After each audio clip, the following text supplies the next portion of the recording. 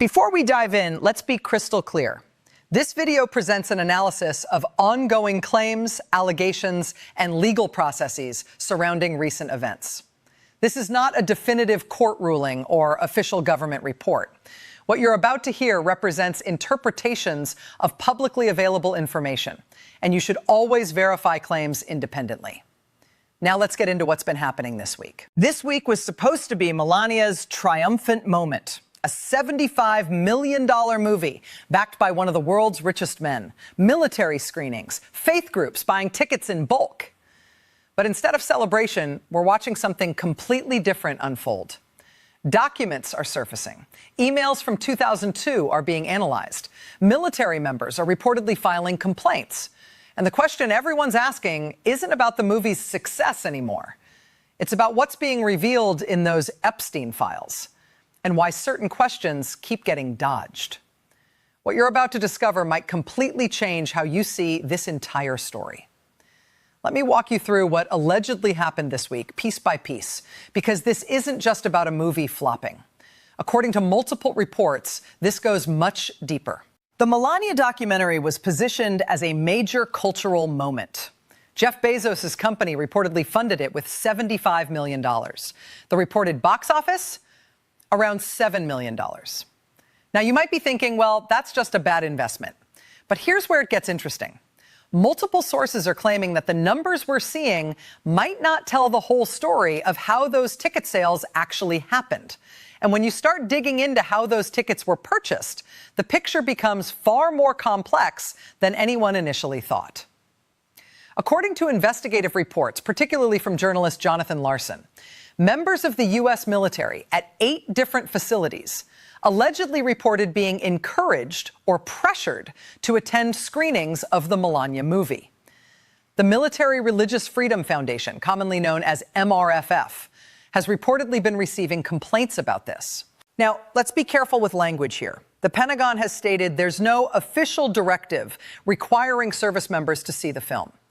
But according to the MRFF, they've received communications from service members who say their commanders suggested attending could be part of, quote, unit bonding exercises.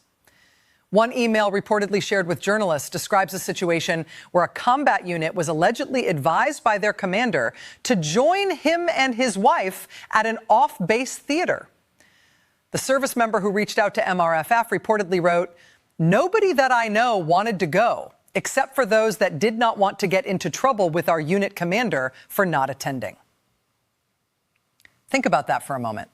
If you were in the military and your commanding officer suggested attending an event as part of unit activities, how much choice would you really feel you had? We're not talking about a mandatory training exercise here. We're talking about a political documentary being potentially positioned as a unit activity where attendance might be tracked. And according to these reports, failure to attend a minimum number of such events per month could allegedly be reflected negatively in fitness reports. These are the documents that can affect your entire military career. But the military angle is just one piece of this puzzle. When you look at the faith community purchases and political candidate bulk buying, a pattern starts to emerge. Paula White Kane, identified as a senior advisor to the White House Faith Office and part of the National Faith Advisory Board, reportedly sent messages to faith groups encouraging them to purchase tickets in groups.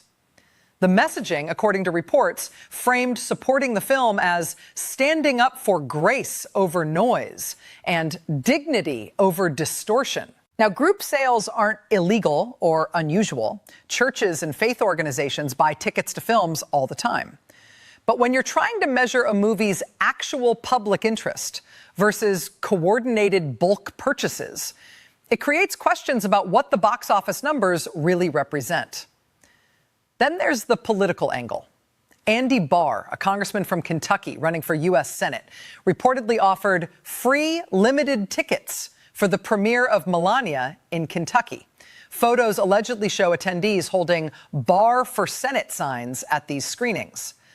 Again, candidates buying tickets to give away isn't illegal, but it does complicate the narrative about organic public demand. So if you're watching this and thinking, Why does any of this matter? It's just a movie. Here's why this is significant. Because when numbers get artificially inflated through bulk institutional purchases, it creates a false narrative about public support. And in politics, narrative is everything. But here's what really changed the conversation this week. While the movie was being promoted and bulk tickets were being purchased, a completely different set of documents started getting attention. Documents from 2002.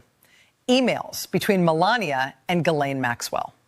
According to publicly released Epstein-related documents, email exchanges between Melania and Ghislaine Maxwell allegedly show a friendly relationship. One email, reported to be from January 2002, allegedly shows Maxwell responding to Melania with Sweet Pea as a nickname, discussing meeting up and referencing social plans. These aren't new documents. They've been in the public record, but they're getting renewed attention now because of a specific juxtaposition. As the Melania movie is being promoted without addressing this period of her life, journalists are asking why these relationships and this time period aren't being discussed. When reporters allegedly asked Melania about Ghislaine Maxwell being moved to a minimum security facility, the response reportedly deflected to discussing the release of American hostages from Israel and promoting the movie. Now, let's be analytical here. Having social connections to people who later commit crimes doesn't make someone complicit in those crimes.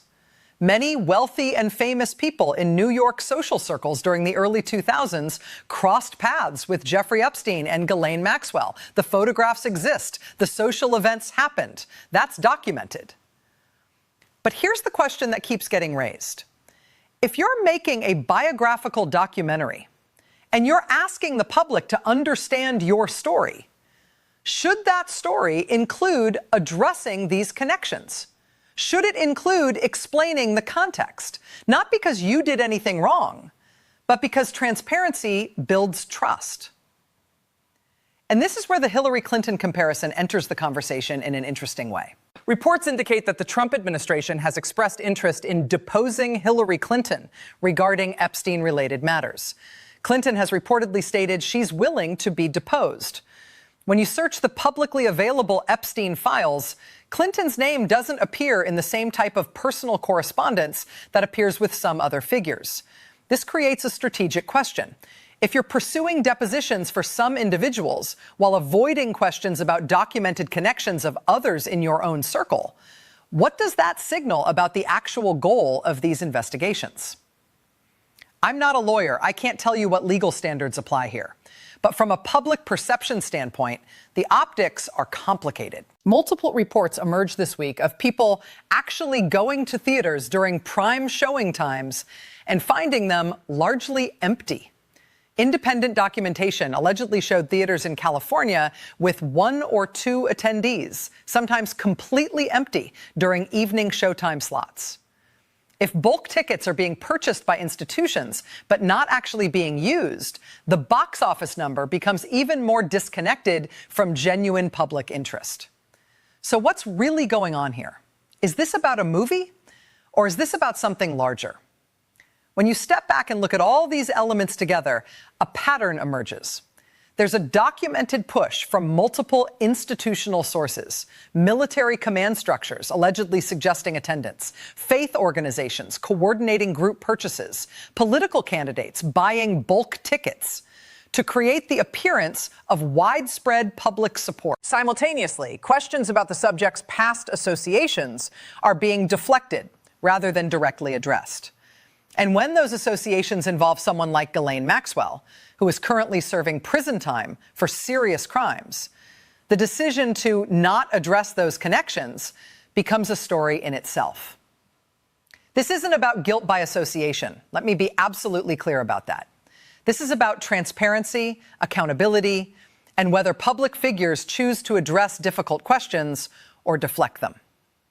If you're someone who values truth and transparency in public life, regardless of your political affiliation, this should matter to you. Because the precedent being set here isn't just about one person or one movie. It's about whether we accept narrative creation through institutional pressure and bulk purchases as a substitute for genuine public engagement. It's about whether we accept deflection as an answer when direct questions are asked about documented relationships. What makes this particularly interesting for those of you who don't trust mainstream media, but also find alternative media too sensationalized, this is exactly the kind of story that gets distorted in both directions. Mainstream outlets might downplay the legitimate questions about the email exchanges because they don't want to appear to be engaging in conspiracy theories. Alternative outlets might overstate the significance of social connections without appropriate context about how wealthy social circles operated in early 2000s New York. The truth, as usual, lives somewhere in the nuanced middle. Yes, these email exchanges exist and are part of the public record. Yes, they show a friendly acquaintanceship. No, that doesn't prove any involvement in or knowledge of crimes. But yes, these relationships deserve to be addressed honestly, rather than avoided entirely. And here's something else that reportedly happened this week that's worth noting. According to reports, when author Michael Wolff published material that Melania's team objected to, there were threats of legal action. But when Wolff reportedly sued in response, the countersuit that might have been expected allegedly didn't materialize. Instead, reports suggest there were attempts to avoid service of legal documents. Why does this matter? Because it creates a pattern. Threaten legal action to silence questions, but when someone calls that bluff and files suit themselves, suddenly the appetite for litigation disappears. This is a common intimidation tactic, and it's worth recognizing when you see it. We have First Amendment protections in this country for a reason. Journalists and authors are allowed to ask difficult questions. They're allowed to analyze public figures. They're allowed to write about matters of public interest. And when someone threatens lawsuits to silence those questions, but doesn't follow through when challenged, it suggests the threats were never about having a strong legal case. They were about creating a chilling effect. So where does all of this leave us? With more questions than answers, honestly. If you've stayed with me through this entire analysis, you're probably someone who appreciates complexity. You don't want to be told what to think. You want to be given the facts, the context, and the space to draw your own conclusions. So here are the facts as we understand them from publicly available reporting. A $75 million movie made approximately $7 million at the box office, according to reports. Multiple institutional sources allegedly purchased tickets in bulk, military commanders allegedly encouraging attendance, faith groups organizing group buys, political candidates offering free tickets. These bulk purchases complicate efforts to gauge organic public interest. Simultaneously, documented email exchanges from 2002 between the movie's subject and Ghislaine Maxwell exist in public court records. When asked about these connections, responses have reportedly focused on other topics or promoted the movie rather than addressing the substance of the questions. The Trump administration has reportedly expressed interest in deposing Hillary Clinton regarding Epstein matters, while the documented connections of figures closer to the administration remain largely unaddressed in public forums. This isn't really about any one person. It's about a principle. Should public figures, especially those in positions of significant influence, be willing to address legitimate questions about their past associations and relationships? Should we accept narrative manipulation through bulk institutional purchases as a substitute for genuine public support? Should we accept legal threats as a way to silence journalism and authorship? These are questions that transcend political parties. They're about fundamental values of transparency and accountability in public life. I know many of you watching this are tired. You're tired of being told what to think by media outlets that clearly have agendas. You're tired of alternative sources that traffic in conspiracy theories without evidence. You're looking for something in the middle, thoughtful, factual, but willing to ask hard questions. That's what this channel tries to provide. Not all the answers, because honestly, we don't have all the answers. But the right questions, the documented facts, and the space for you to think critically about what's really happening.